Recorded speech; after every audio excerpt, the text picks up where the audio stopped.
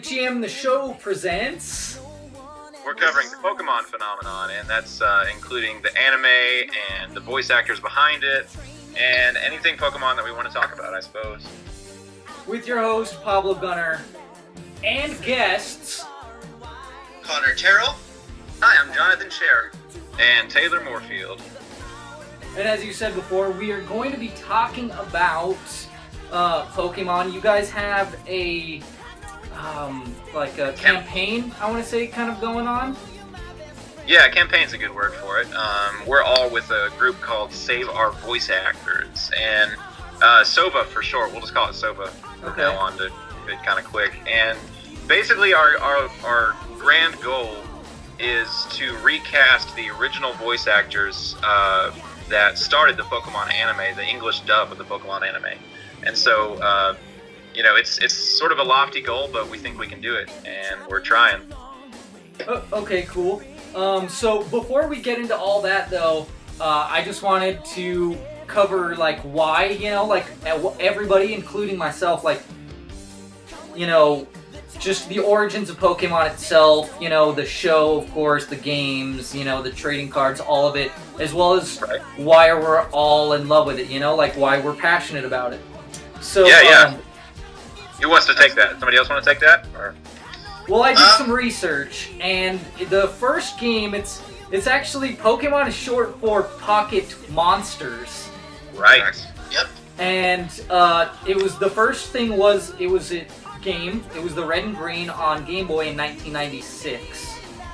Correct. The creator, Satoshi Tajiri, from what I understand, in his childhood, he liked to collect insects. He would catch bugs and keep them in jars and study them, and that sort of formed the idea for the capture system in Pokemon, throwing Pokeballs and catching Pokemon and all that. And it kind of grew from there, Interesting.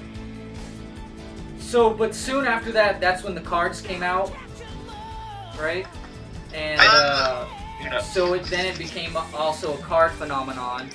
And then in 1997, that's when the anime started.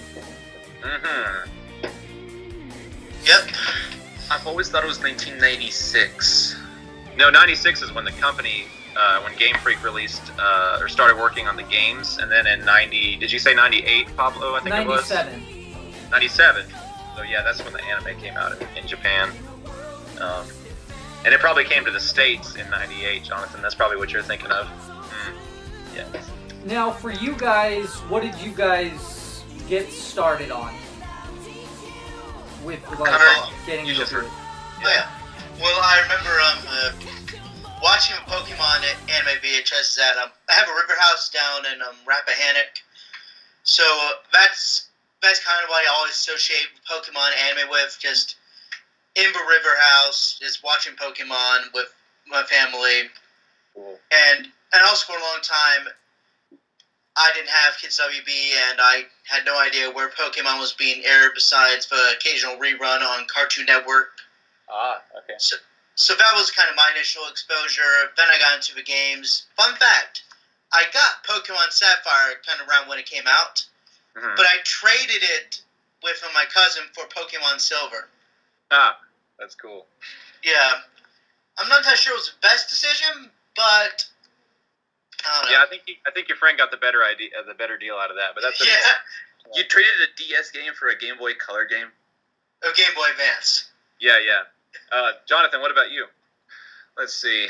I remember when I was in middle school, my friend showed me Pokemon cards, and I don't know, I got really interested in just collecting it because everyone else was doing it, and I liked the pictures, and especially the rare holographic cards. They're not holographic, are they? The shiny ones that are easily scratchable, and well, I've always loved to buy those random packs at Toys R Us, and randomly you get one rare card, and I always hope it's a holographic card. And that's always the thrill of hunting Pokemon cards. And then sometimes in middle school, I would trade, or I would buy one of the rare cards someone's selling, Yeah. So there was this one time I had two Machamps, holographic, and I traded one of them for a holographic Ancient Mew. Nice. And I wondered if that was the best trade I ever did.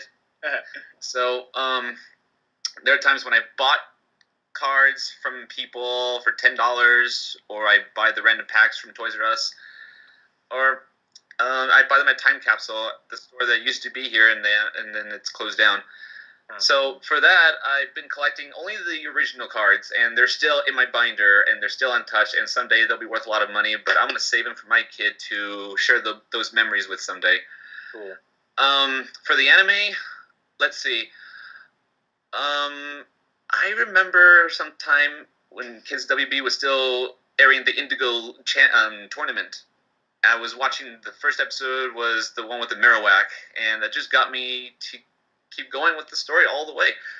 Cool. And, well, I watch reruns on Kids WB every day after school when I get home. That would be the first thing I see. Yeah. And it's always been the best time of my childhood. Nice. Yeah, I'll be quick, but I started with the games, actually, and it was funny.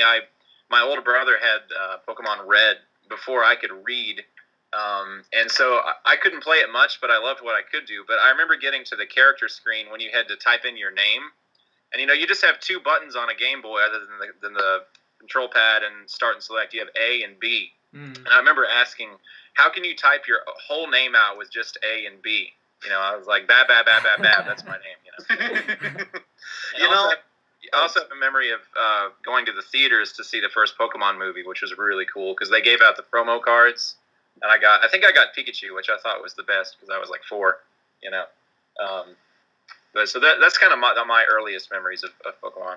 I wasn't into the video games much because I never had a Game Boy, first of all, but I played Pokemon Snap, and I liked the character Todd taking pictures, and I thought that was interesting. It was nice. But then I played Pokemon Stadium, and I kind of got a little bored with it. And then I played the second one, and it was the same thing. I imagine all the Game Boy or handheld games were the same thing, so I was more into the anime than the video games. But Puzzle League, it's the same game as Tetris Attack on the Super NES, but I would still play it. Ah, got you.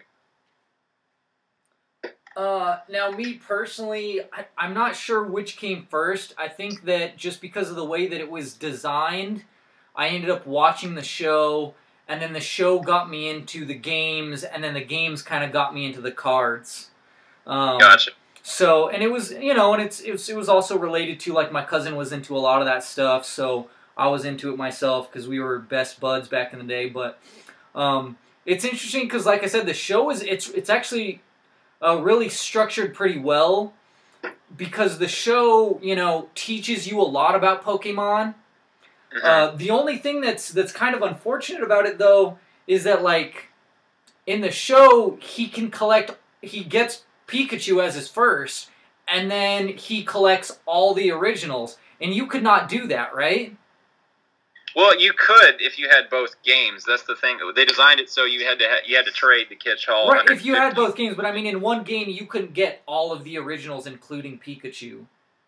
That's correct. Yeah, you could not get all of them in one game. You're right. Well, now without cheating. Or buying other versions. Right.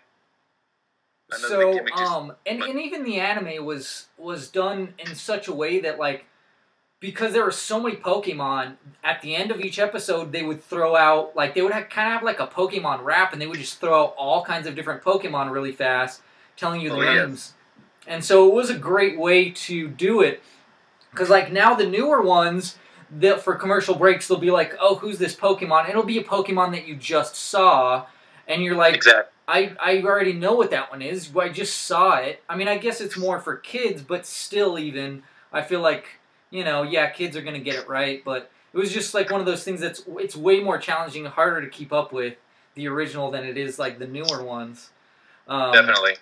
And like I didn't really keep in touch with Pokemon myself, as far as anything goes, like even the cards, I didn't really collect that much of them. The games, I think that's all I got was like the originals. I probably got Yellow, but after that, I don't think I really. And yeah, I mean, I played Snap, but that was like more my sister wanted that, and I was like, you just take pictures of things. I mean, it was neat because you get them in their actual environments, and it's really neat, right? And stuff. But like, you don't get to do the same thing. And then there was Stadium, and that was cool because you actually get to see them fight. with, you know, in like 3D graphics. So that was really cool. Yeah. I love that the canon games are finally, you know, have that same style that Stadium had, where it's 3-dimensional rather than sprites. You know, I really enjoy that. Yeah, for sure, absolutely. I didn't get into any of the other Pokemon games though for a long time until when they had X and Y, and I think I have Y. Yeah, that's the one that I got, and and it's good. I was surprised by like how many things had changed in the game, and all the improvements that they added. It was almost like too much for me. It was a little overwhelming. In fact, I'm pretty sure I'm not using it to the full capability just because I just don't. You know, I'm like, it's too much. That's interesting. And then even the newer ones, I hear the new ones because it was the 20th anniversary, right? Right. Yeah. And so. You know, with the newest one, I heard that one even more has even added even more stuff, and it's really cool. I just really like that you can do things to connect with your Pokemon. That was the thing that I liked the most in the newer iterations. Is like you can pet them, you can feed them snacks, you can play games with them, and create like this close relationship that's a lot more similar to like Ash had to his Pokemon. You know? Exactly. Yeah, and I love that. It's really cool if you do that a lot in the new games. It actually can change the way battles happen, because if you're really close to your Pokemon, they'll perform a little better in battle, and I think that's a really cool touch, kind of like how the anime is, you know, because they really emphasize, you know, the trainer's relationship to the Pokemon in the anime. So I think it's cool that they now are doing that in games too. Absolutely. I remember for sure. I remember a game back on the N64 where the closest you have to interactive with your Pikachu is "Hey You Pikachu." Yeah. I never got to play that. Did you guys play that? I got to try it, and well, I didn't understand what else to do. I also was getting a little bored of that game, but I was trying to interact with Pikachu, and I guess the game is programmed specifically whatever you tell him to do or what you say, and then that's it. He reacts. One of the little Easter eggs in that game that I love is Nintendo was kind of having a competition with PlayStation. I guess they constantly are, you know. And so if you said the word PlayStation, Pikachu would get really mad. Did he really? Yeah, I swear. You can look it up on YouTube. That's a real thing, and I love it. That's pretty great. Yeah. So, but getting more to like just the anime, which like we mentioned was in 1997, and you all know the original voice cast, right? Yeah. So who's the original voice cast? Ash was voiced. Oh, sorry. Go for it. Ash was voiced by Veronica Taylor. Misty is voiced by Rachel Lillis, and Rachel Lillis also voiced Rachel. Excuse me, not Rachel. She also voiced Jessie, and probably a whole other slew of characters as well. Eric Stewart voiced Brock and James, and there's a whole bunch. It's basically the 4Kids cast, 4Kids actors. You know, like Veronica Taylor, Eric Stewart. Yeah, then Maddie Blaustein was the original Meowth. Actually, not true. Or not the original. You're right. The second Meowth. And it was the second voice actor. The original was Nathan Price. His pseudo name was that, but he has two names. The other one is Matthew Sussman. So it's the same person, but we call him Nathan Price. He's the original Meowth. Right. We actually have a little bit of contact with Nathan Price, or we have had contact with him in SOVA. And if we are to get the original actors back, you know, a lot of people prefer Maddie Blaustein's Meowth just because she was Meowth for a much longer time than Nathan Price was. But Maddie Blaustein passed away in, was it 2011? 2008, I believe, actually. Okay, 8. And so if we are to get, you know, an older Meowth back, it's going to be Nathan Price, probably. So, I personally like him. He actually reminded me of Bugs Bunny in a way. Really? Okay. Interesting. Just the way he talks, it's like he's all business and serious and stuff. It's funny. Now, Meowth, he's like the only one, though. He's like the only Pokemon that can talk. That's, like, besides saying his own name, right? Yeah. Well, Mewtwo and other psychic Pokemon communicate telepathically. The only one who can speak like humans can is Slowking from the second movie. Oh, okay. Right. And he was also voiced by Nathan Price.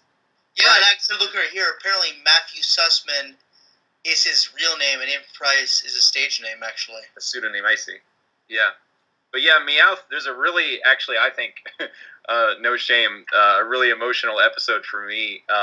It's in some renditions, it's called Go West, Young Meowth, and others it's called Hollywood Heartbreak. But it's the episode where it tells me the Team Rocket Meowth's backstory and how he learned to talk, and it's really cool. If you haven't seen it, Pablo, or anybody hasn't seen it, listening, check it out if you're interested in how that particular Meowth learned to talk, because not all Meowths can talk. It's not a normal thing for them. Well, Team Rocket's backstory was in Chronicles, actually. This is Meowth's backstory, and in Japan, it was called Meowth's ABCs. Yeah, isn't that weird? Pretty funny. Yeah. Yeah. So, I know that, like, what was it? The show was running for about 10 years, right? Yes. Before they switched to a different crew. Now, because I didn't stick with it that long, was there also, like, a change in, like, cast? Like, the actual characters themselves, was that part of the reason? No, it was not. The characters themselves were essentially the same. When the cast change occurred, it was essentially during the last season of the Advanced Generation series. It was just the 8th season, and it was the 10th anniversary of Pokemon. Right. In 2006. Right, and so the characters, they kind of stayed somewhat the same. They introduce, a lot of times nowadays, this is becoming every season, Ash gets a couple new, or at least every couple seasons, Ash gets some new partners to travel with. But, the characters, by and large, remain the same.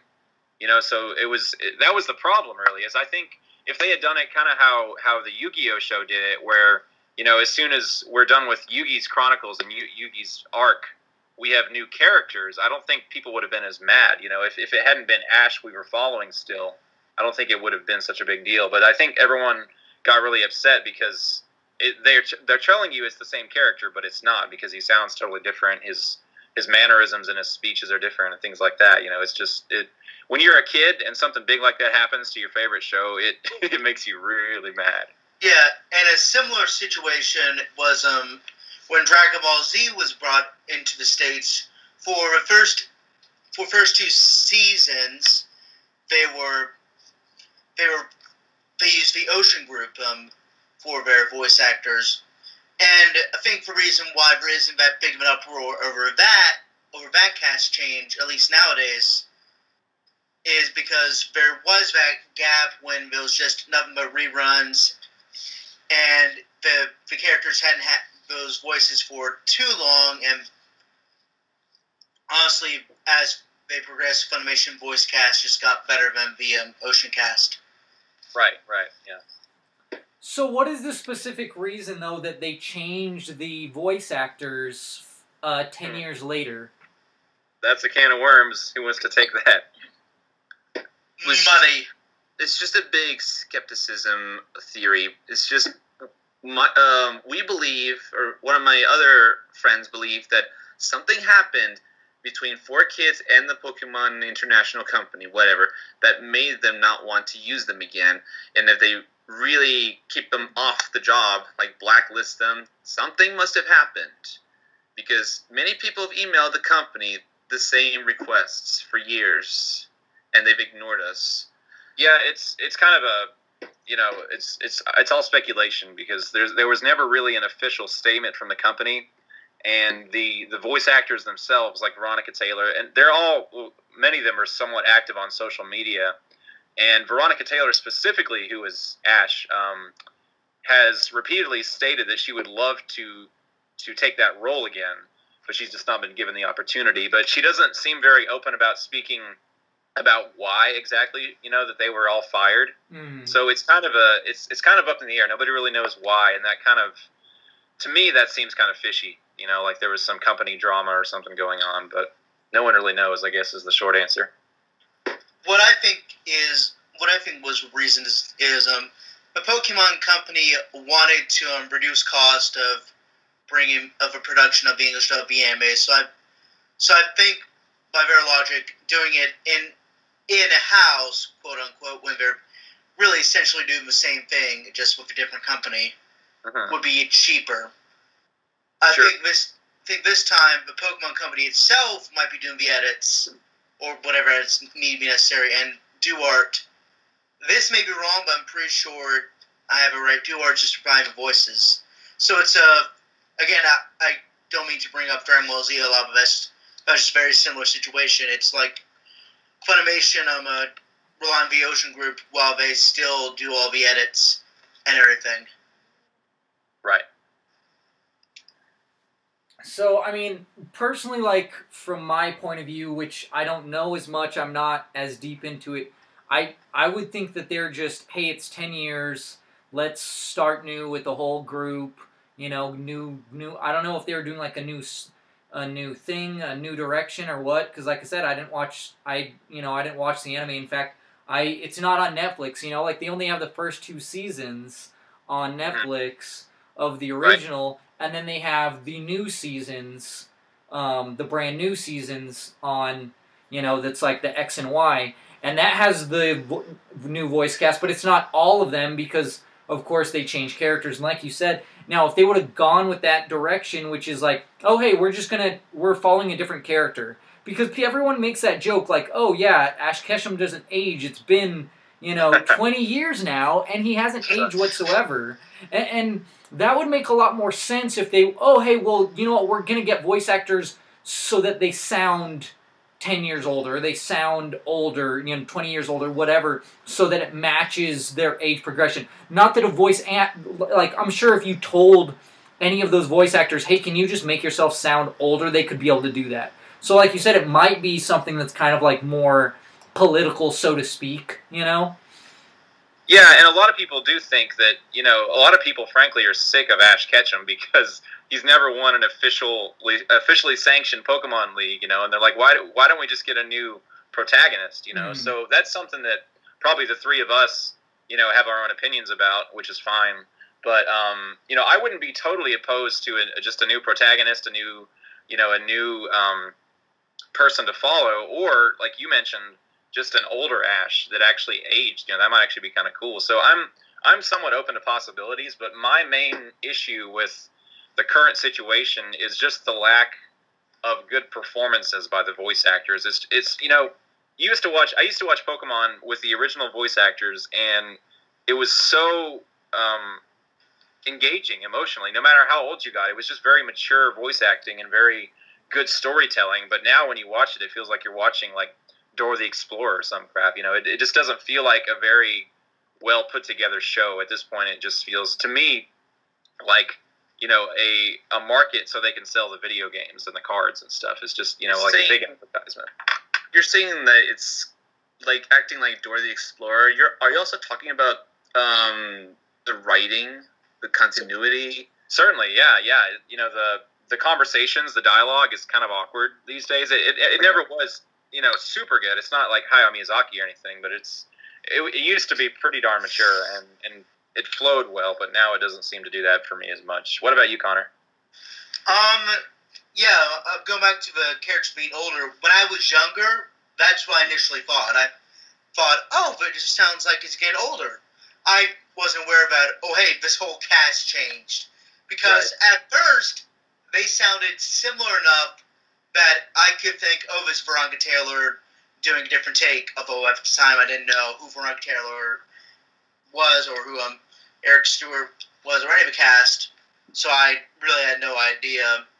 But as for them following a different character or trying to make Ash older, we'll go back to the voice cast change. I don't think the reasoning was they wanted them to sound older, because in every beginning of each like generation, if you will, the narrator usually says 10-year-old Ash Ketchum.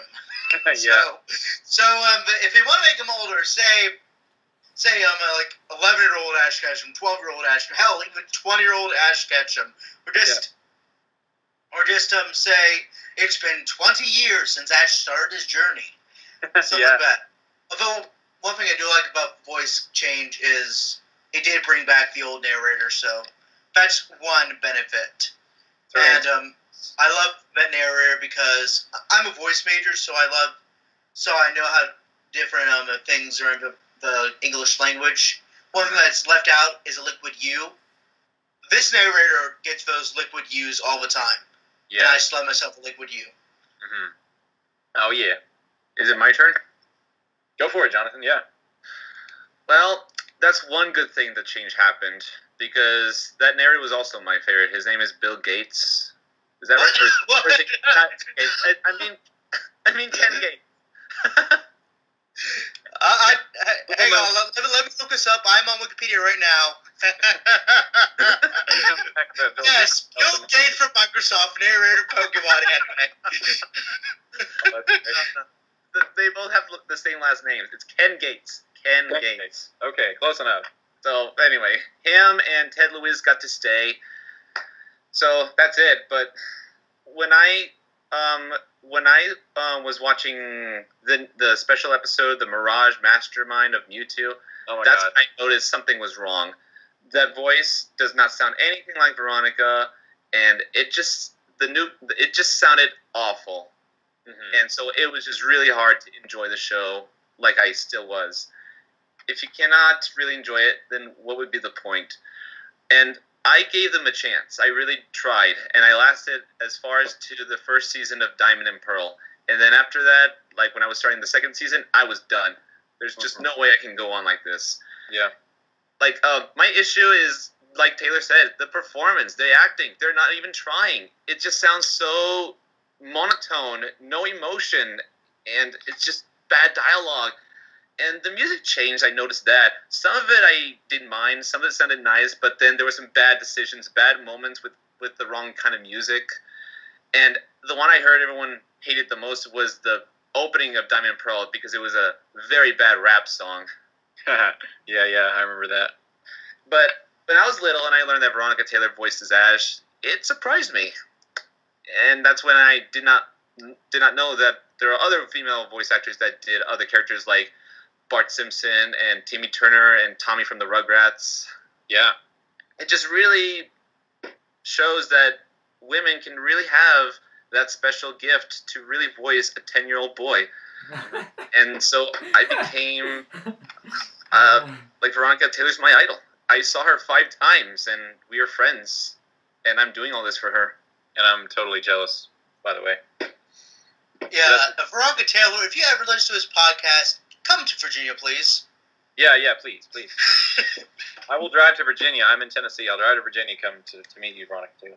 Yeah, she's a real sweetheart. She actually did, she was at ACE one of the years, Albuquerque Comic Expo, over here, and she was a guest. And in fact, I asked her if she would do a promo for us, just where I was like, hey, can you say, talk nerdy to me is like Pokemon, gotta catch them all. And she did it like nothing, instantly. And it was wonderful, and it was great. We still have it to this day.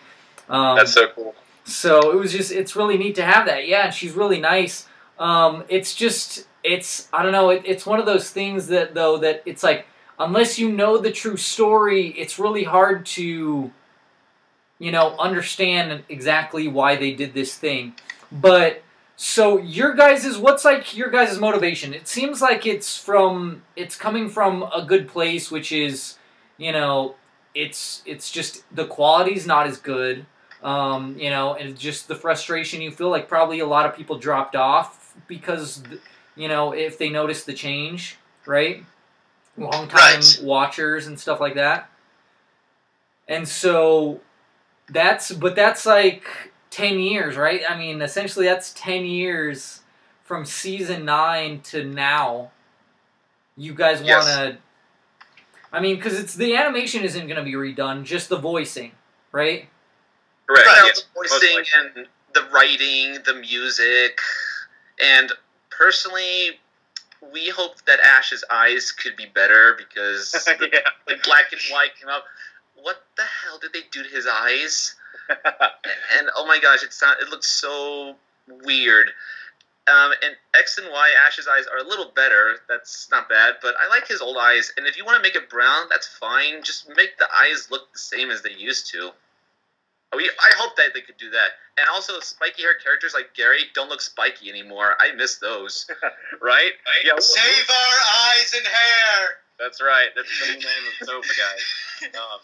But no, it has been 10 years. It's been a long time, and so a lot of people are like, why even bother? You know.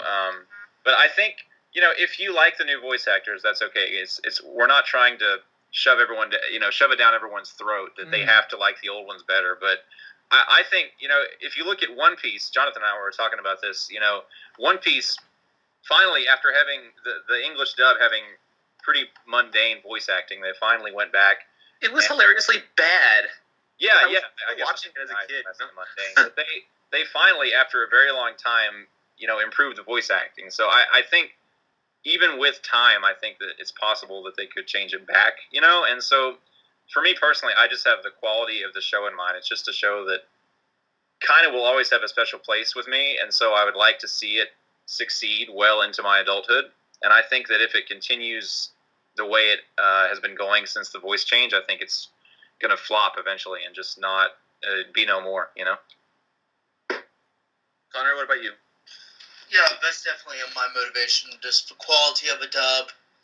My goal is, even if we don't get voice actors back, I just want a better quality dub, period. Or at least options for at least to have a Japanese audio on the DVDs or Netflix or whatever.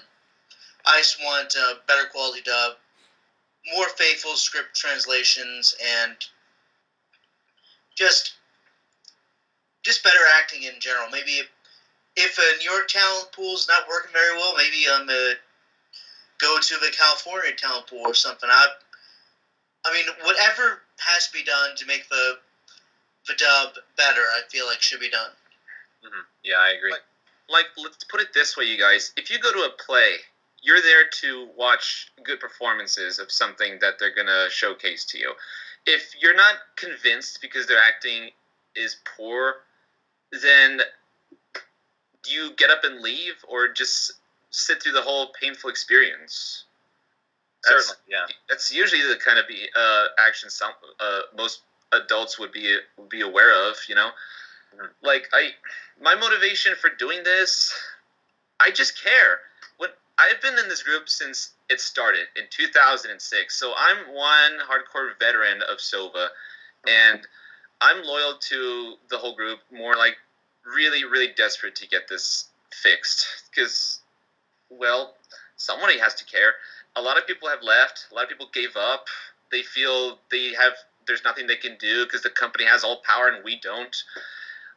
Like what we're dealing with today with the new president, I just feel anything can change.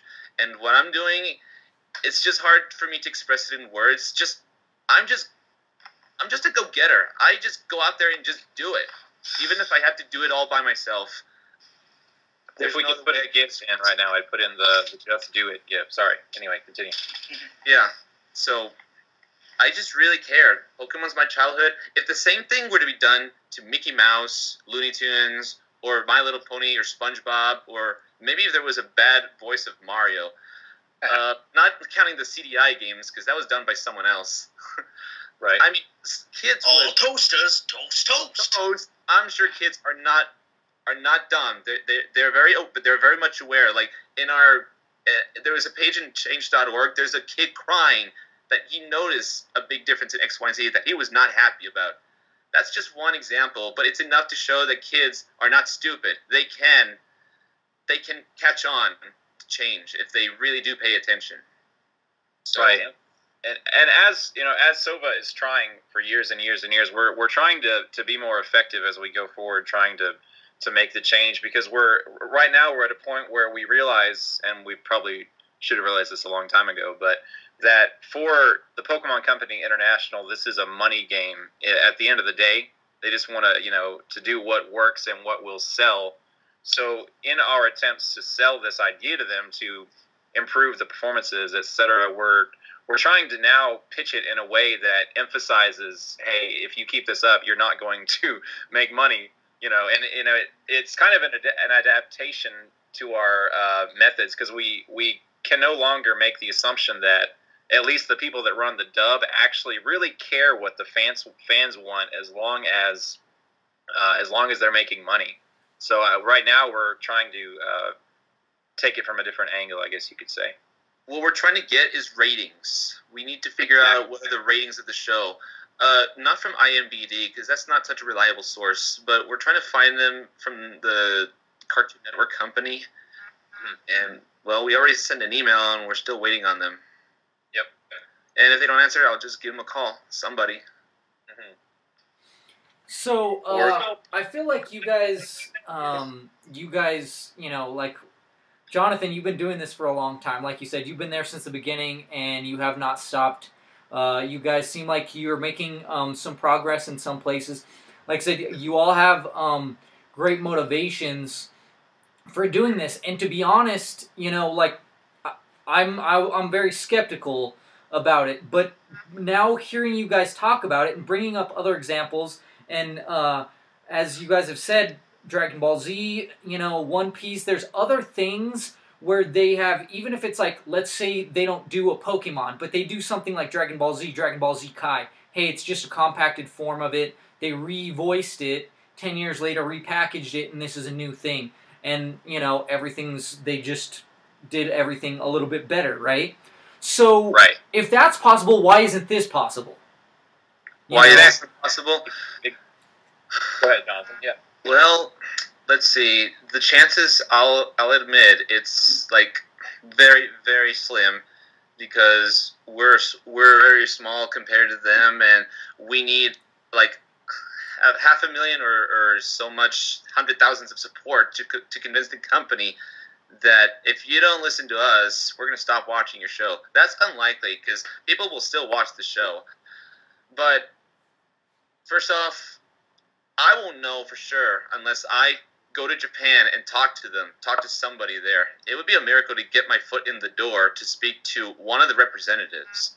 I just have my friend write a letter so I can send to the company, and I have someone on SOVA to translate it in Japanese, and then I'm going to mail it to them. And then when I go to Japan in May, hopefully I can get a response, or go and see if I can make an appointment while I'm there. I'm going to spend like a month and a half in Japan studying the language, and also take advantage of the opportunity to go to the company and just find out what is it can we do to do this, to make this change. If they want signatures, then I'm trying to be ahead of the game. I've been going to conventions and getting signatures. I started recently, like years ago. I've been around this group for a long time.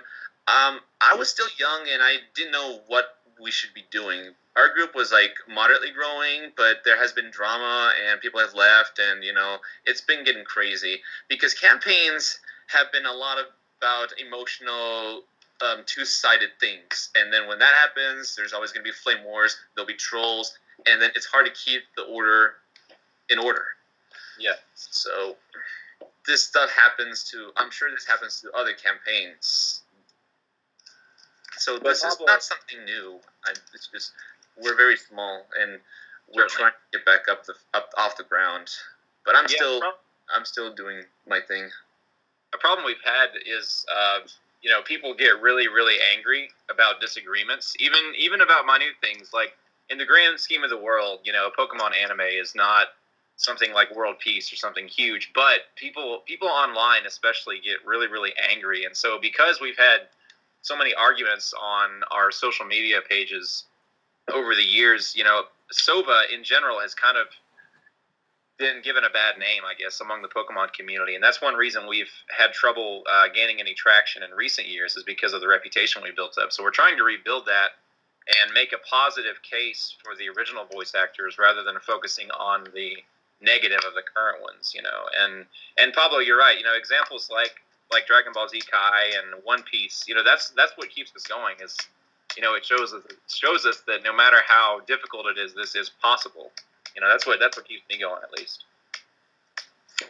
And so, going off of that, like, have you guys considered, you know, because you mentioned it yourself. Okay, if it's a money thing, the only way to get them motivated to do something like that is if they were to repackage the old you know, like, or, you know, from those seasons on for the 10 years, maybe as like another special anniversary type thing, you know, just, you know, but not, you know, like, just like Dragon Ball Z Kai or something like that, you know, propose it to them in that kind of fashion, or maybe even go a different, because if it's them paying for it, how is that going to be doable versus, like, how, you know, what's the possibility of that versus, like, if you were to do, like, a GoFundMe or a Kickstarter for this type of thing, which might be a little harder in a sense, but, I mean, if people are passionate about this, how is that not a choice? If we could just get one dub, one redub of one episode and see if the ratings do change, then for sure that can show the company that this is a must. Right, yeah, we have considered that. You know, I think it may have been Jonathan's idea to, what if we raised enough money to hire maybe the original voice actors, because many of them, if not most, have expressed that they're willing to come back, you know, and so independently hire them, pay them to do our own independent dub of an episode just to see what the reaction would be to the community, you know, and if it's really positive, then the company might start listening. So maybe that. Yeah, my concern about that is legality of it. That's my main concern. Yeah, totally. That's certainly a valid concern. So it's just something we'll have to, if we decide to try that, we just have to, you know, work on it. Like, even if one episode, like the Mirage Pokemon thing, even if that's bad, as in the plot or the writing, at least we can make the voices sound good and give them the best dialogue they could give us, a good performance and a good laugh over something, you know? Certainly, yeah. That would at least improve it. Mm-hmm.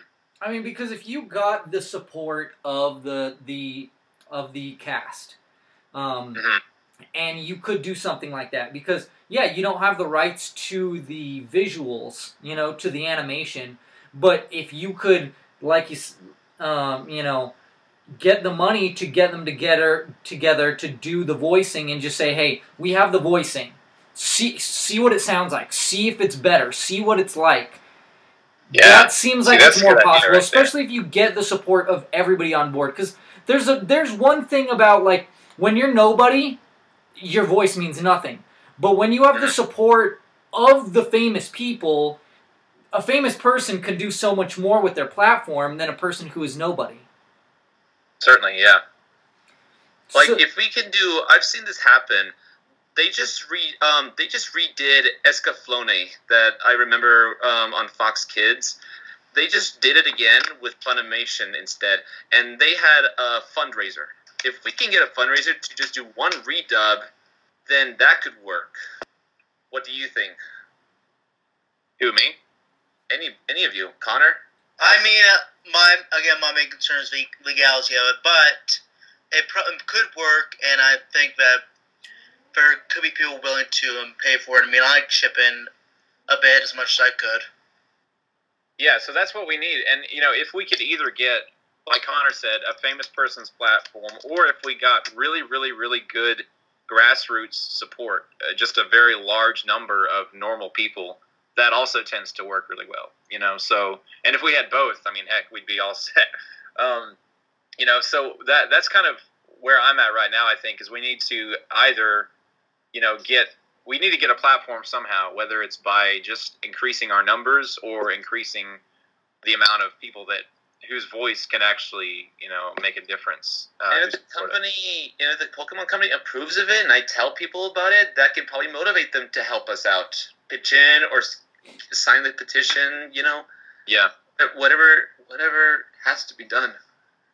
I mean, and I think we should mention about, you know, Jonathan's mentioning a trip to Japan, you know, and I made a comment earlier that for the company it's kind of a money thing, but I should specify that when I said that I was talking about mostly the American company, which is called the company that handles the dubs, which is called the Pokemon Company International, because from what I've seen, the Japanese Pokemon Company actually does care about what the fans think. So I think, you know, if we could ever communicate with the Japanese company in some way, I think they might actually listen to us if we had some grassroots support backing us up, you know. And if, in case anybody asks, yes, I have tried calling the company in the United States. They told us to go talk to the CEO. One of our members talked to the voice director. They said, go talk to the CEO in Japan.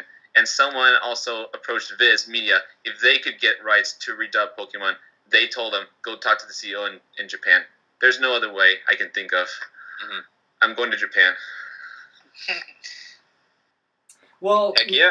I mean, that's what I was going to bring up, is that it can't just be you guys that care. I mean, and not just the fans. I mean, of course there's the people that want to work, you know, like they want to be able to do this.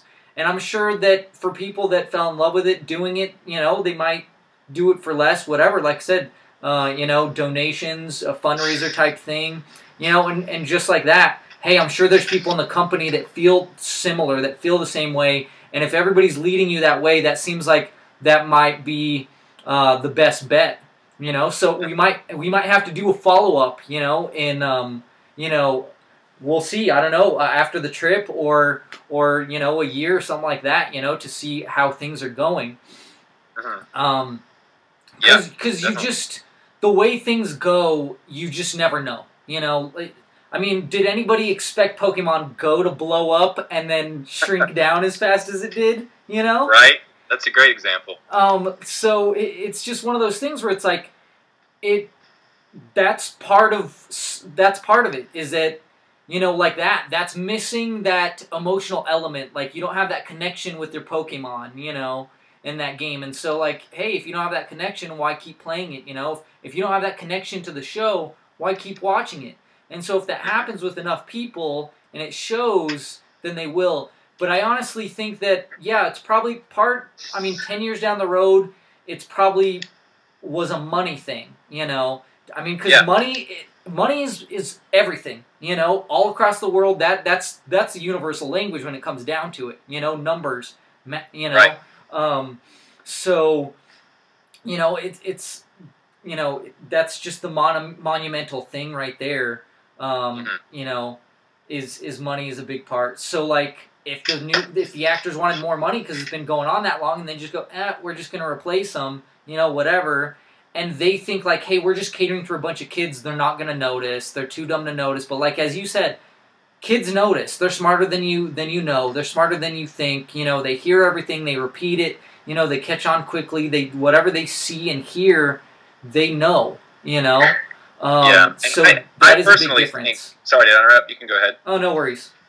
I think that right now, in the English-speaking world of people that watch Pokemon, I think if enough people spoke out, we would have enough people right now to maybe convince, you know, the CEO in Japan that we need to change things. I just think that because it's been 10 years, I think that so many people think it's just water under the bridge and there's no point in trying. And so when we bring up examples counter to that, like One Piece or Dragon Ball Z, I think that it's a good answer to that. And I think that if we can reach out to enough people who care enough to say, you know, to add their name to a petition or whatever, I think we would have the numbers. I think people are just, I think they don't have enough hope. I think they're too pessimistic, you know. Connor, any words? Well, I don't really have really much to say. I think, yeah, definitely there are people that would like to see the original cast return, but I don't think they really have much hope for it, because to them, it's just like, hey, the original cast is here, but what you going to do? And they don't think that our voices really matter. But here's an interesting thing. This sentiment was a similar sentiment to people telling people who were trying to bring back Toonami after its cancellation. Yeah. And look where us not shutting up, not stopping calling. I can't talk. Not giving up on calling Cartoon Network, and not remaining silent on this on Toonami's cancellation brought us for actually almost 5 years of a revived Toonami, and still going strong. Right. So I think, hey, if that could happen, who's to say that we can't get original voice actors back? Mm-hmm. Yeah, that's a good point. For my words, I can say a lot. kids that are born today are aware of Pokemon, the newer generations. They're unaware of our generation. But Pokemon Go has probably got them aware of the original Pokemon, and they're watching the Indigo League and onward. So I'm sure, I am positive they will catch on. Uh-huh. But for those of us, older generations, how we complain about bad dubs, and they tell us, why don't you watch it in Japanese? I'm tired of hearing that, because our native language here is English, and if we're watching it in English, then what's the point of dubbing it in English then? We just demand a better dub. There's bad toilets in America, in most places I find, and it's unacceptable, and I wish they would do something about it, because Japan has better toilets, because they have, like, high-tech technology. They have those, they're just clean. They're very strict, very organized. Hold on. How the hell do we get on toilets? That's what I want to know. Sorry about that. It's just an example. What I'm trying to say is, if you want something better, then you deserve better, because what we get here, come on. Okay, we've got to do something about that. I love that toilet example. We just need to keep talking about toilets for the remainder of this. No, it's a good point, because people Save our toilets! There's a lot of people that have done that, actually. There's a lot of people that have upgraded their toilets now, knowing that there's better toilets out there. And so it's a good point to go, hey, just like you said, the kids, because with the 10th anniversary of the new games, you know, of the original games coming out, being re-released on, you know, on the 3DS, you know, 2DS, all these other platforms, they're playing them. And I'm sure they're getting into the original, because Netflix is huge. I mean, it's everywhere. Everybody watches it, you know. I mean, there's an option just for kids, so it's obvious that a lot of kids watch it. So they're going back to the original, and if they feel that same way of, hey, this is better than this, then it doesn't sound impossible to go, hey, well, it's just our generation that likes that. No, we can get the newer generation sucked into it too, because now they're experiencing it as well.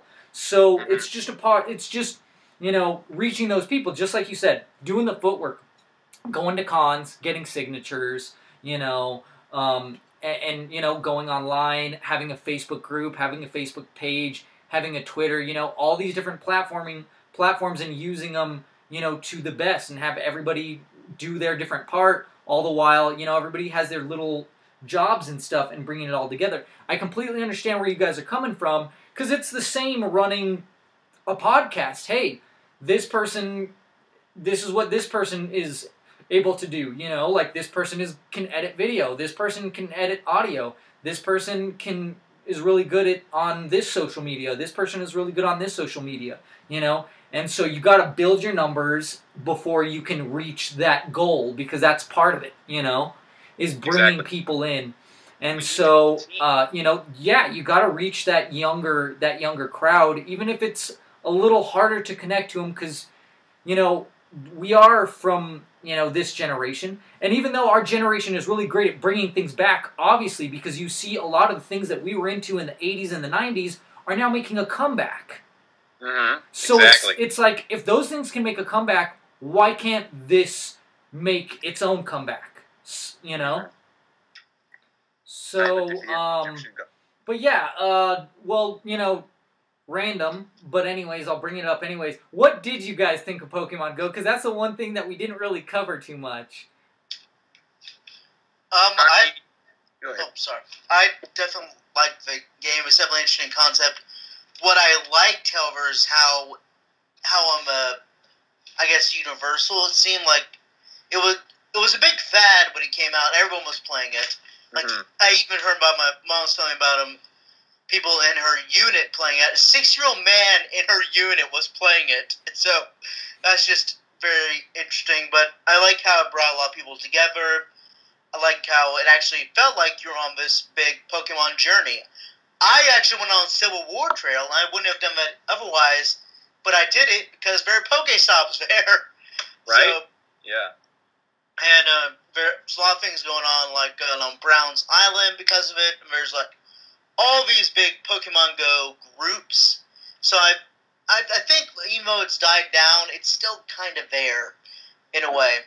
Yeah, definitely. What about you, Jonathan? Like I mentioned earlier about the video games, I'm not really into the games as much as I'm into the anime. I would love to play Gale of Darkness and Pokemon Coliseum and just one portable game, and that would be Emerald.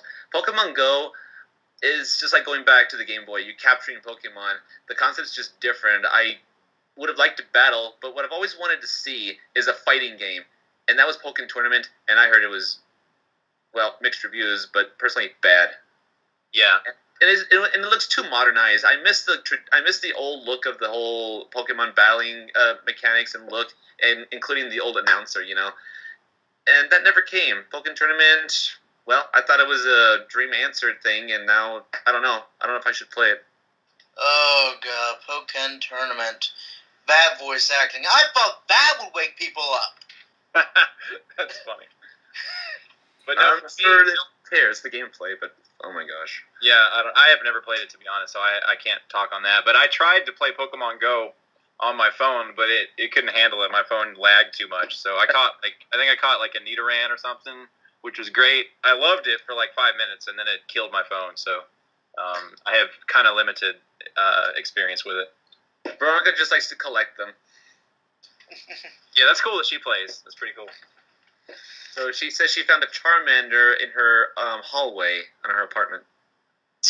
That's pretty wild. And even though it's kind of, I still, on my college campus, I still see people playing Pokemon Go, like, while they're going to class or something, which has tempted me various times to pull it back out. But Yeah, I see that too. I still see that at my campus. How about I bring up a question for the four of us about Pokemon in general? Okay. What is your favorite Pokemon and why? Oh, that's such a hard question. Someone else take it first, because I need to think.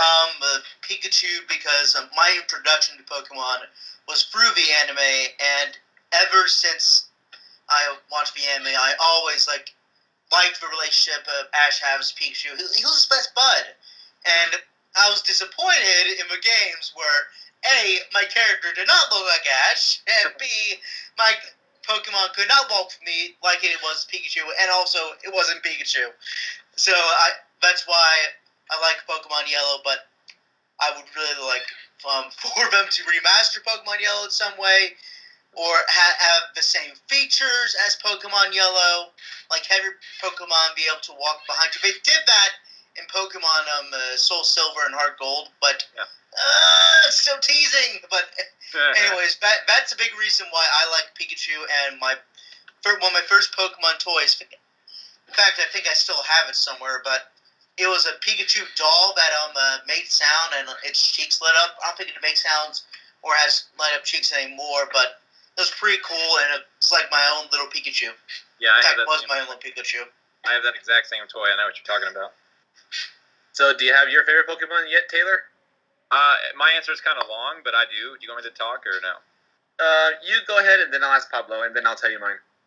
Okay, well, like, I'm kind of the same way with Connor, because I love Pikachu, and Pikachu's the Pokemon that can most easily make me cry on the anime. You know, like that scene at the end of the first movie when Ash dies for a little bit and Pikachu starts crying, like, the whole freaking theater will bawl their eyes out. I don't care how old those people are.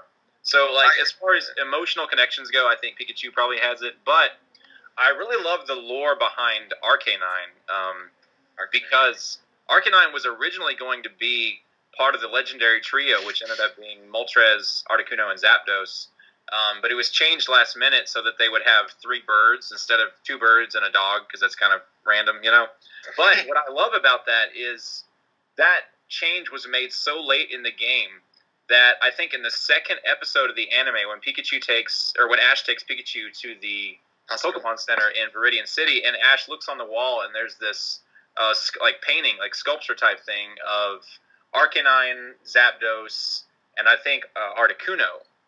And Arcanine is still up there as if he's a legendary Pokemon, and it's just really cool to me that like some of the little lore that wasn't even supposed to be in the canon ended up in the anime because the change was made so late. So and Arcanine's a really good competitive Pokemon in certain tiers. So I just, in the games, that is. So I think he's pretty cool.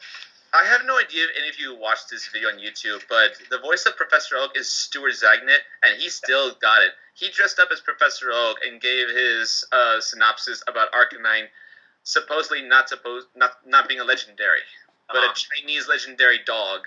Yeah. But he gave that whole synopsis as Professor Oak in his whole attire as Professor Oak. It was awesome. Oh my god, you need to send me that video later. I gotta see that. That's awesome. Pablo, you gotta see it too. But now you give me your answer. I still gotta stick with Squirtle, because I always thought Pikachu was a pain in the butt because he didn't like to listen. He didn't like to listen at all, and it wasn't even about him not wanting to be in the ball, which is fine. It's just like he was a pain. And of course they have the Squirtle gang, so that was always cool. And I've always loved Ninja Turtles, so I was like, okay, that's perfect. And then each iteration is different, and just, you know, there's War Turtle, and then Blastoise is just a massive tank, you know. So it's also reminded me of different iterations of different, you know, characters from Ninja Turtles, because like Blastoise kind of looks more like Slash, you know. Right. So I've always been, you know, liked Squirtle. Squirtle was my first ever starter in a game, so I have a soft spot for him too, so I totally get that. For mine, I first have to say, the movie, when I saw it as a kid, yes, it was emotional, but I didn't cry, but I felt uncomfortable seeing that, and it just, I don't know why, I just couldn't see, I just wasn't ready to feel emotional yet, so I just couldn't watch the movie again. And the same thing when I watched Godzilla in '98, it was the same feeling. I was a little uncomfortable, so I didn't ask for the movie for my birthday, because I was still a kid and not ready to get there. But that's why you see my picture on my Skype page. That's why I'm a fan of the movie that everybody hates.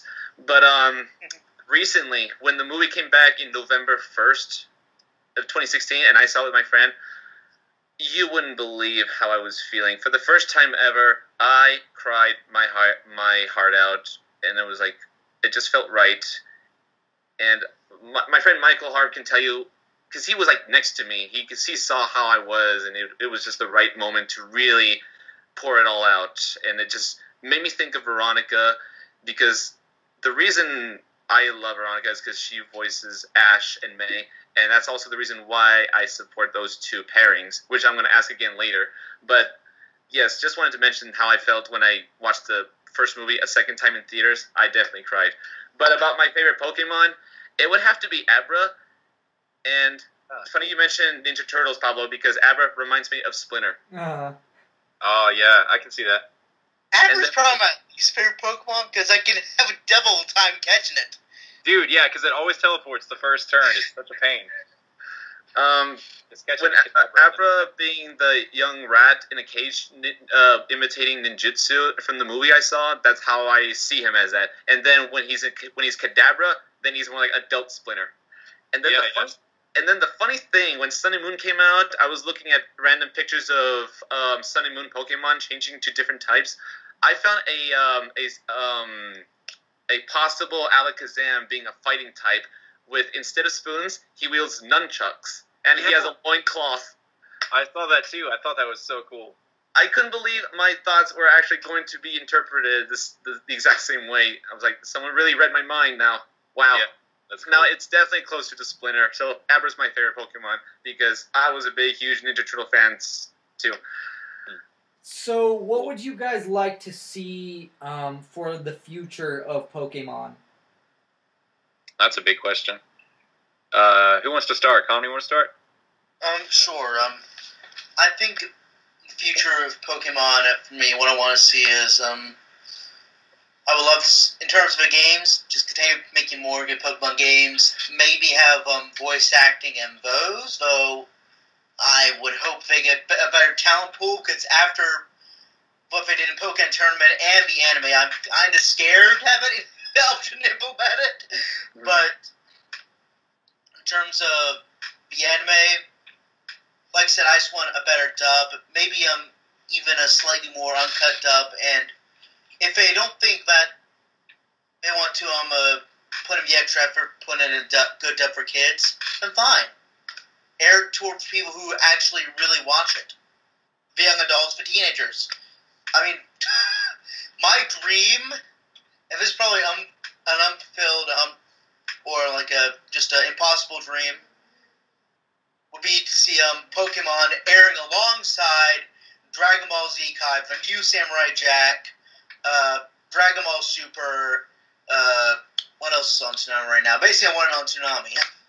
That would be the dream to have a bit more of like a more hardcore Pokemon anime. Still with Ash. Ash can be hardcore when he wants to, but definitely a bit more uncensored, a bit more but I don't think there's too much censoring done now with Pokemon anime because I don't think there's much censor. Mm-hmm. But definitely whatever they cut, I won't believe in, and obviously I want the DVD releases to be respected like an actual DVD release of an anime. Like have a Japanese audio there, have English audio there, stuff like that. That's cool. So, what about you, Jonathan? I just remembered to make this cost work for redubbing Pokemon, we could put it in a DVD format, and it'll be cheaper than putting it on TV. My dream, I just want to Pokemon saving our voice actors is just the only thing I can really keep my mind on. That's already my goal and dream, and I just want to keep the show good. And I want I didn't notice about Ash still staying 10 years old, and realistically, he shouldn't be 10 anymore. And if you intend to make him sound older, then age him older. But if he's going to stay 10, then don't have bad voice acting that sound like a woman trying to be an adult Ash. I asked Veronica, she can deep voice Ash, and it sounds fine. But my goal is just to save our voice actors, and I want to have, continuity in Pokemon, because they keep changing Ash's character from black and white and back again to Sun and Moon. And not just that, the art is, like One Piece. I'm serious. I don't know how I can convince them, but if that's not going to be possible, then I just want a better dub. Mm-hmm. With Veronica Taylor back as Ash and all the other cast. Mm-hmm. Yeah, for me, my main goal for the anime is get the voice actors back, make the writing a little better, and I would love to see, in a perfect world, I would love to see something like Connor mentioned where it's a little more, I don't know if dark is the right word, but a little less kid-ish, It seems so geared toward little children these days, and maybe it always was, I just wasn't aware since I was a little kid, but when I go back now and compare the old shows to the new shows, they still seem more smart and more funny and more enjoyable to watch as an adult, and so, but I guess more broadly, for the future of Pokemon, I just want to see it continue to succeed, because I'm just happy that, if you go online, you can see a father with his little girl showing, she was like, "Dad, do you know about Pokemon?" And he went back into his back room and got a bunch of cards that he collected when he was a kid. So it's cool to me that it's now spanning different generations. I would love to see it keep doing that. And one thing that I think has not gotten worse is the games. I think the games that they're making for Pokemon are really good these days. So I just want to see it continue as a franchise, because I really, really, really love it.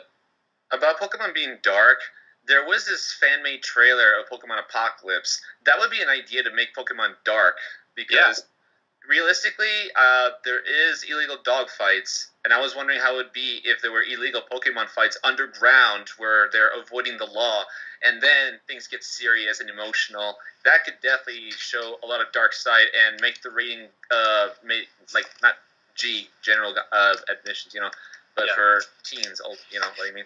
So, a higher rating show for Pokemon, someday I would like to see that happen. Yeah. Oh, and real quickly, Connor, I just remembered, you were mentioning how you would love to, or you wish you could, play as Ash in a Pokemon game. Are you aware of, bootleg Pokemon games, on Etsy, for instance? I don't want to officially endorse them. Maybe I shouldn't. But if you go on Etsy, etsy.com, there's a ton of, fan-made Pokemon games that are super high quality. And one of them is called Ash Gray, and you get to basically play the Indigo League story. Oh, yeah, I heard about that. Yeah, but they're just... If you guys don't like the official Pokemon games, just look at, if you do check out the fan-made ones, there's some really cool ones up there. Yeah, I like the official Pokemon games. I was just reflecting my feelings. Yeah. And they still kind of reflect today, because as soon as X and Y have the customization option available, which was day one. Yeah. I was like, okay, how can I make my character look like Ash? Yeah, right? I got you. I did the same thing.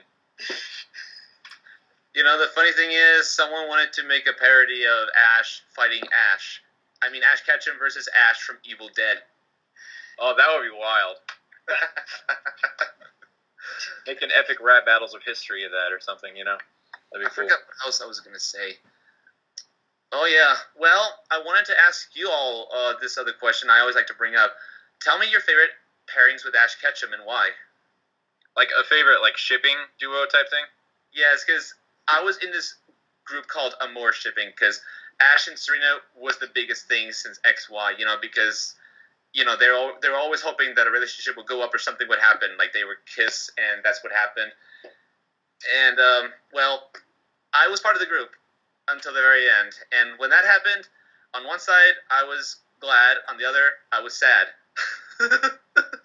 Yeah, to me, like, the whole relationship thing in anime, at least in Pokemon, has always been kind of secondary to me to, like, Ash's relationship with his Pokemon. You know, because to me it's not quite so much about, like, a romantic relationship. No, of course not. You know, but I get it, though, because it is part of the show, you know, and so I'm totally old school. I love Misty and Ash together. I just think that's cool. So if I had to pick one, it would probably be those two. Because Misty's iconic. Yeah, same here.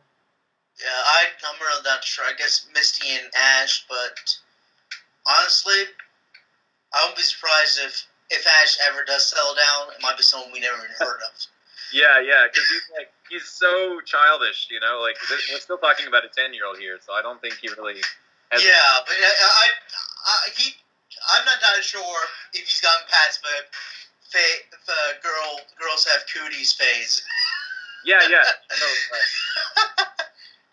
Well, there is a big fan base of Ash and Dawn, because before Black and White and Serena, Dawn really had a closer bond with Ash, and she was like a big fan of Ash, dressing up as a cheerleader and cheer for him, and getting closer with Ash, and Ash doing some nice things for her, and that really got them closer together. That gave a lot of hints that possibly Dawn and Ash should be together, would get together, and of course it didn't, but that was a big fan base, and I would have been happy, but like I mentioned earlier, my personal favorite is Ash and May, because Veronica Taylor voiced them both. But I think those three best moments of Ash and May were the best.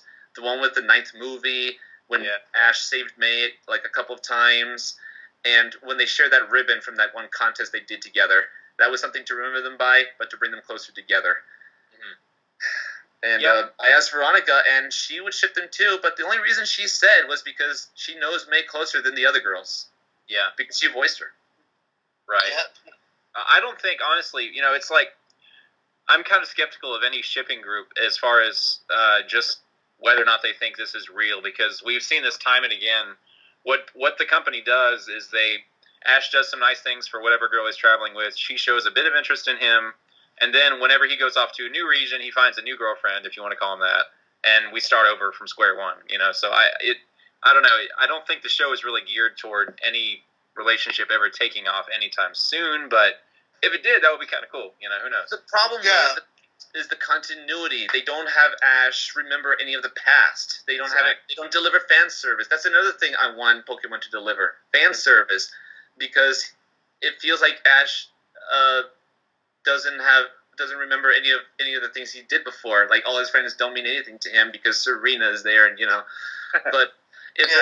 If there was one moment where Ash would meet his old friends again, like let's say XY, I don't understand how Serena decides to do contests in Hoenn. But if they had Dawn and May visit in Kalos and did some kind of event where it involves Pokemon contests, that would make sense. But at the same time, they would actually have a reunion, and then that could really get Ash to remember everything he did before.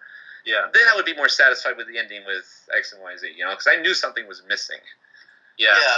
When you said you wanted fan service to name, I spot like, okay, in Pokemon, I mean, I was thinking like, you want more boobs, okay? But No.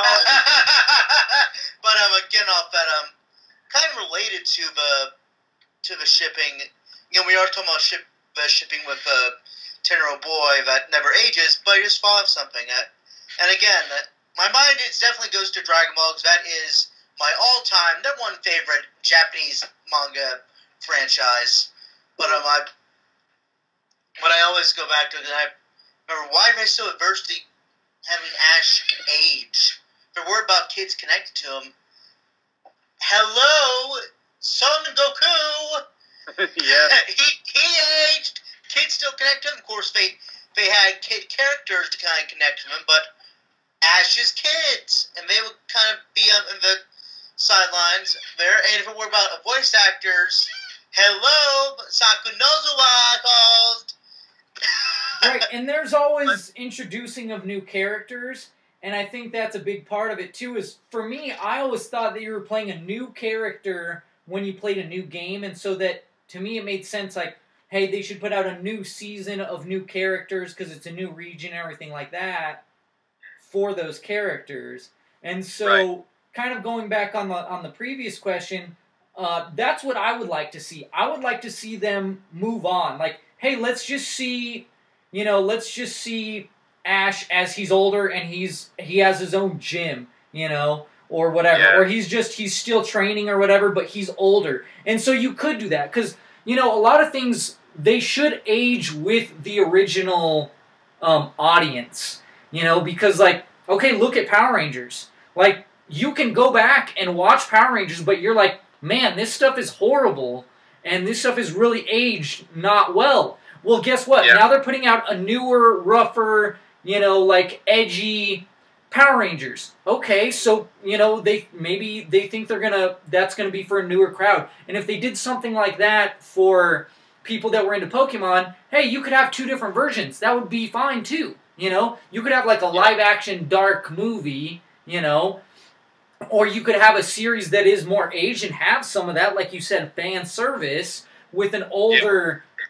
Ash, that's like in his 20s or something like that, or, his later teens, and then you still have a newer one, but it's the new, it's the new game, and it's new characters, and they're the young crowd, and that could be kind of like companion pieces, where like they connect, but they're still separate. They still have their own thing going on, but on top of that, like, I would just love to see if in games you could do what you can do in the shows, because like they have things where like they'll have 2 Pokemon attack at the same time against one enemy, and they combine their attacks. I'm like, can you even do that in the games?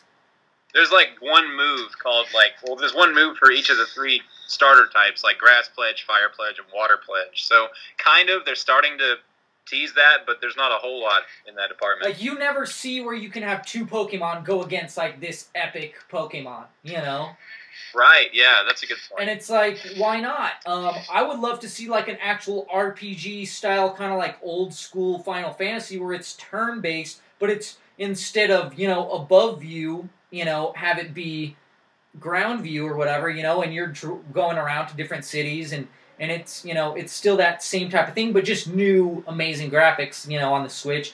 I would love to see like a new Pokemon Snap would be neat, as well as a new, like Pokemon Stadium would be cool too. Yeah, it's so cool. I hate that they missed the Snap opportunity on the Wii U, because that controller looks like a digital camera. It would be like, perfect. Why would you not do that? I mean, they might still be able to do that with the Switch. I'm not exactly sure, because it looks like it's still kind of like a gamepad. Right. But I mean, it's still doable, but I don't think they're going for that, which is unfortunate because it's just a missed opportunity. Yeah, it can bring it to their attention. I don't know. But just like for the future in general is, let's, have it more. I'm not saying let's make it like adult themed, but just age it a little more. Have it grow up. Have it change. Hey, why? Why do we have an Ash that changed 10 years later, and then you just change it to a different cast, instead of just going, hey, different, just completely, have it with the new region and its new characters. You can still have him in the background or as a side character, but a little bit older or something. I mean, change it up. You know what I mean? Like, you're just, I think you're just making it stale. Because, like, think about it. you have Team Rocket, and they've changed a little bit of what they said, but it still sounds like the same thing. And when I hear it, I go, oh my god, you guys still have the same bad guys, and they're still saying almost the exact same crap.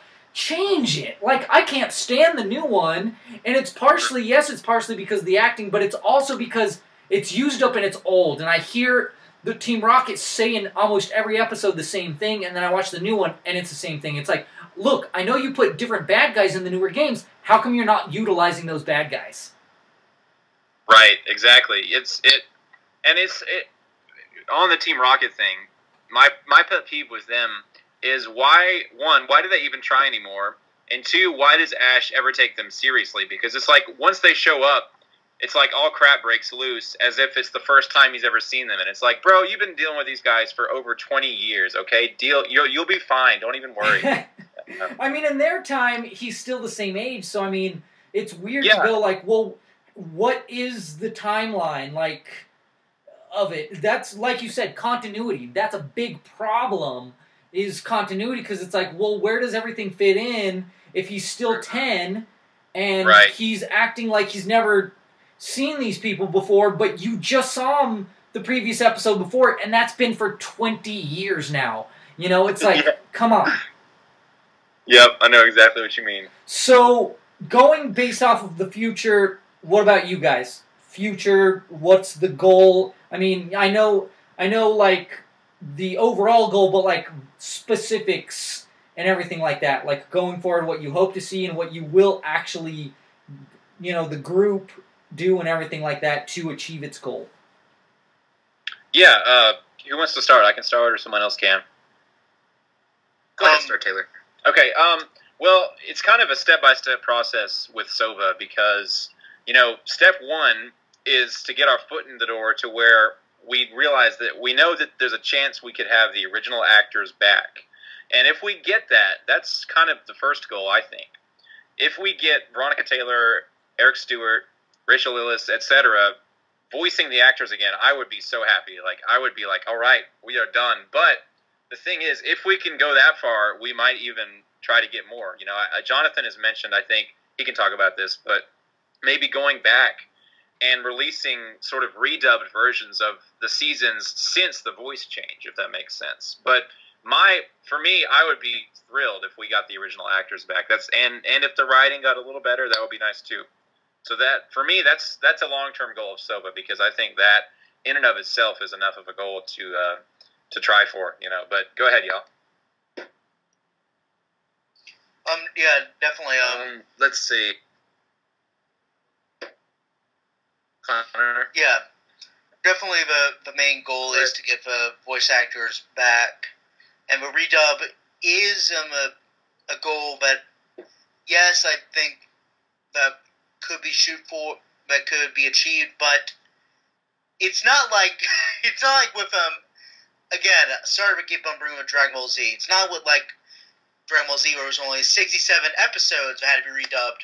Yeah. We're talking like hundreds of episodes that had to be redone. So I don't know if that's actually feasible at this point. Mm-hmm. Maybe redub some of the movies, but at this point, I just want the original cast to come back and continue off as if they never left. So that's my main goal, and of course, the writing to get better and more faithful to the original Japanese source.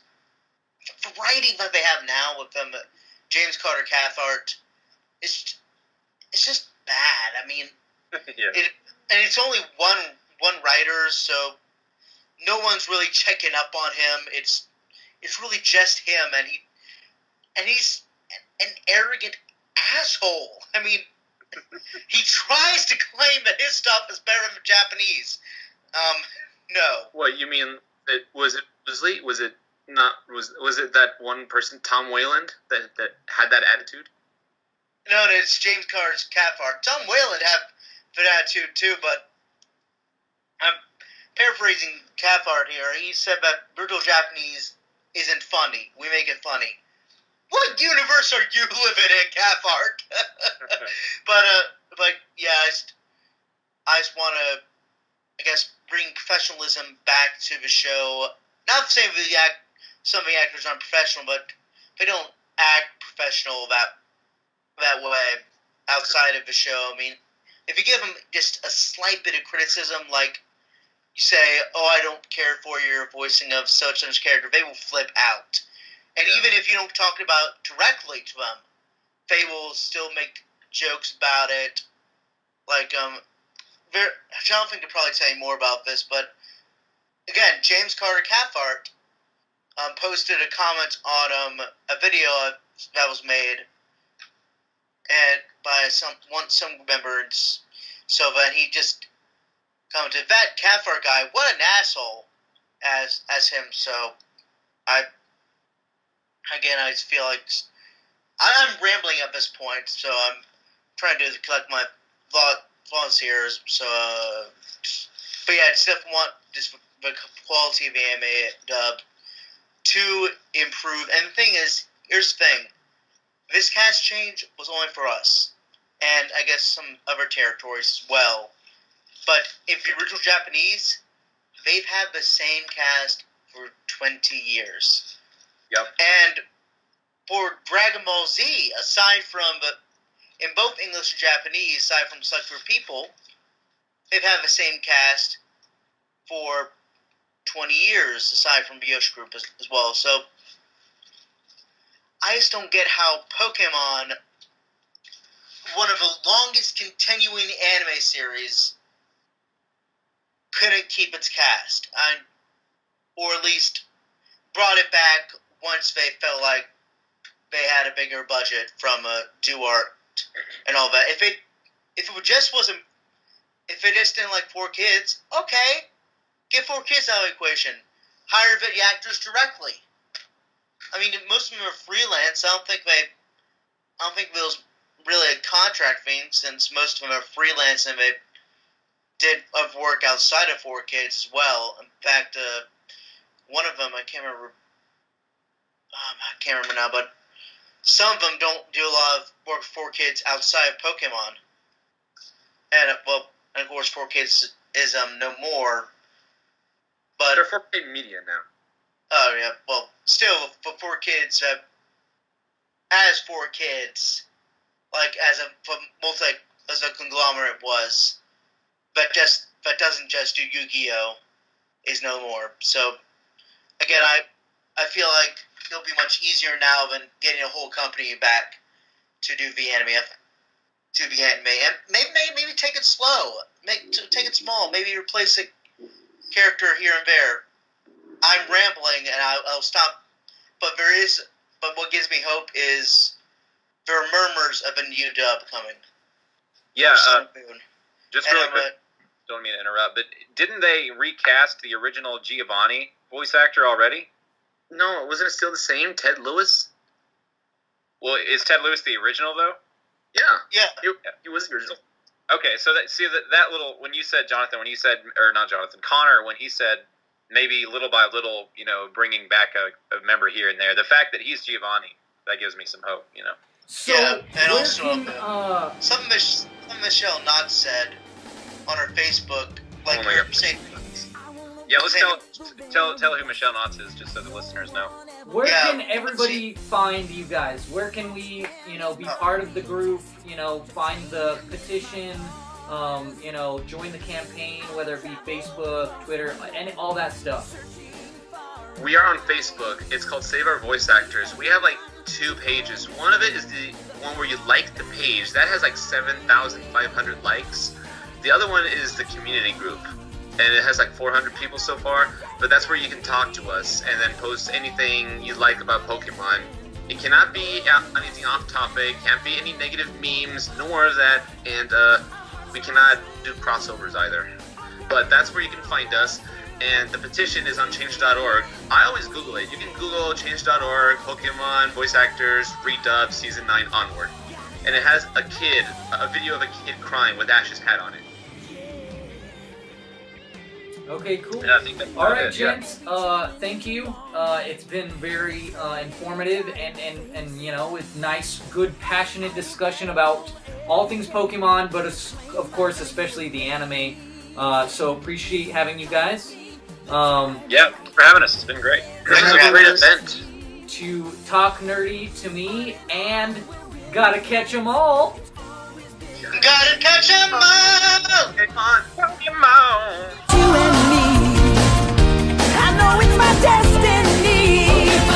Oh, you're my best friend. In a world we must defend. Our hearts so true, our courage will pull us through. You teach me and I'll teach you. Pokemon, gotta catch 'em all. Gotta catch 'em all.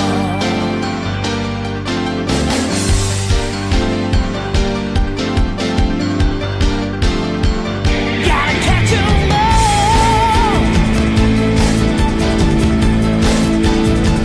Gotta catch 'em all. Yeah.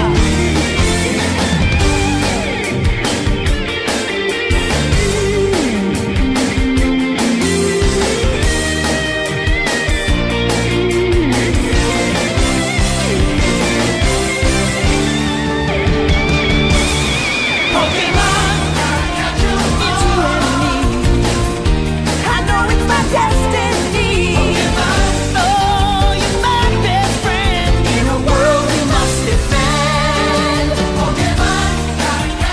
Our hearts so true, our courage will pull us through. You teach me and I'll teach you. Pokemon,